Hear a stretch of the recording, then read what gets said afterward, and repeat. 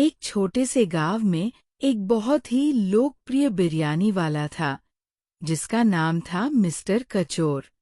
उसकी दुकान पर हर दिन बहुत सारे लोग बिरयानी खाने आते थे, क्योंकि उसकी बिरयानी का स्वाद बहुत लाजवाब था। लेकिन मिस्टर कचोर के अंदर एक गहरी लालच थी।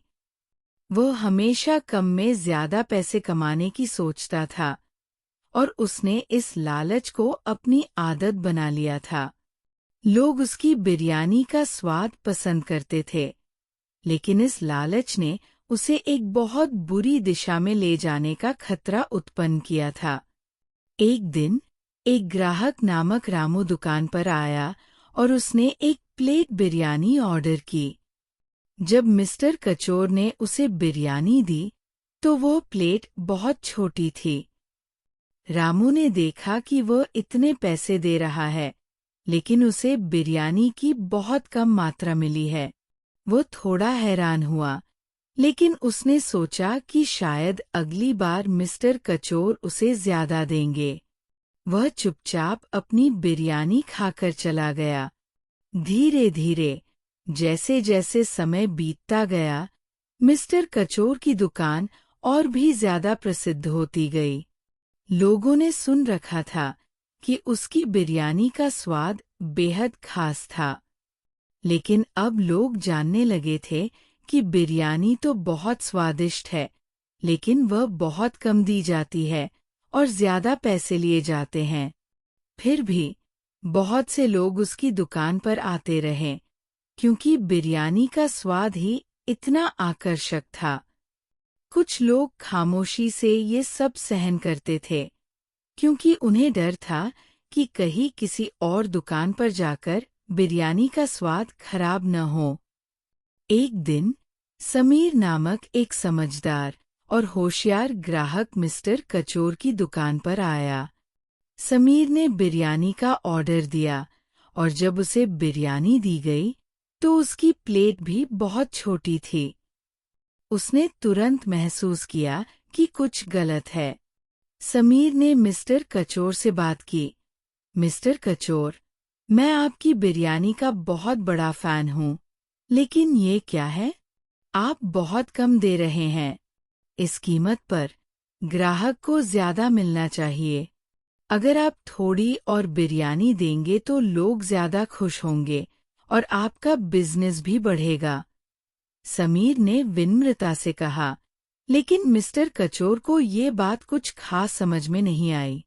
मिस्टर कचोर ने हंसी में कहा, समीर भाई, देखो, मैं इतने सालों से यही तरीका अपना रहा हूँ और मुझे अच्छा खासा पैसा मिल रहा है।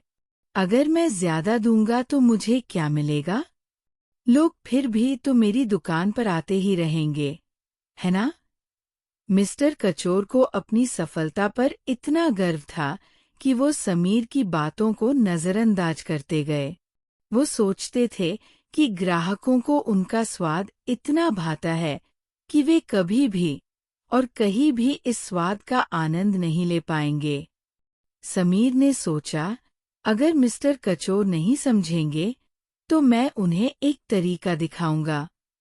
उसने अपने सभी दोस्तों को मिस्टर कचोर के बारे में बताया कि कैसे वो बिरयानी में कम देते हैं और ज्यादा पैसे लेते हैं। धीरे धीरे ये बात और भी लोगों तक फैल गई। जैसे ही लोगों को ये जानकारी मिली, वे मिस्टर कचोर की दुकान पर कम आने लगे। अब उनकी दुकान पहले जैसी भीड़ भाड़ वाली नहीं रही।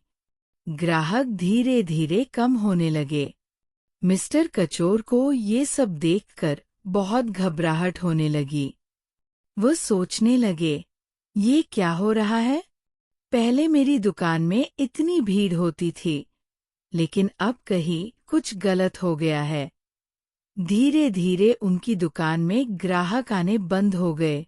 वो समझ गए कि उनकी लालच और ठगी की आदतों के कारण ही ग्राहक दूर जा रहे हैं। मिस्टर कचोर अब पूरी तरह से चिंतित थे और सोचने लगे कि उन्हें अब क्या करना चाहिए। उन्होंने समीर को ढूंढ निकाला और बहुत ही मिन्नतों के साथ उससे माफी मांगी। समीर भाई, मैं समझ गया हूँ कि मैं कितना गलत था।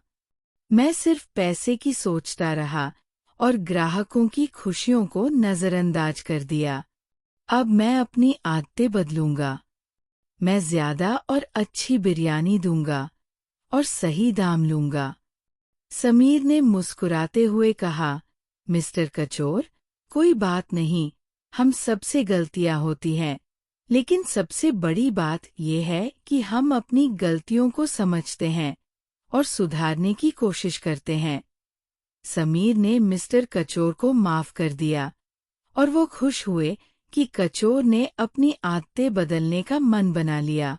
अब मिस्टर कचोर ने अपनी बिरयानी को फिर से सही दाम पर देना शुरू किया। वह अब बहुत सोच समझकर ग्राहकों को खुश करने के बारे में सोचते थे। उनकी दुकान में फिर से भीड़ आने लगी, क्योंकि ग्राहकों को अच्छा स्वाद, अच्छा सेवा और सही दाम मिल रहे थे। लोग अब पूरी तरह से संतुष्ट थे और उनकी दुकान फिर से मशहूर हो गई। कहानी का संदेश है, लालच कभी भी खुशी नहीं देता। जो ईमानदारी से काम करता है, वही सच्चा सफल होता है।